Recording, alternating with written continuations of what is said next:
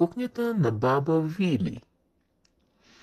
Днес сме решили да направим кремвиршки. За целта, ето виждате пред нас, имаме тесто, което вече е втасало. Отдолу в описанието ще ви оставим рецепта за тестото, а сега вижте самото приготовление. Нарязваме предварително кремвирша, взимаме си лекичко тесто, извиваме го на една дълга ивица и след това навиваме по кремвирчето.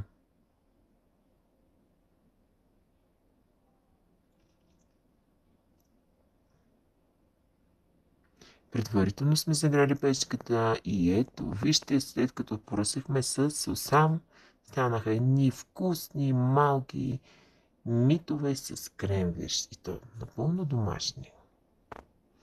Бон апетит от кухнята на баба Вили!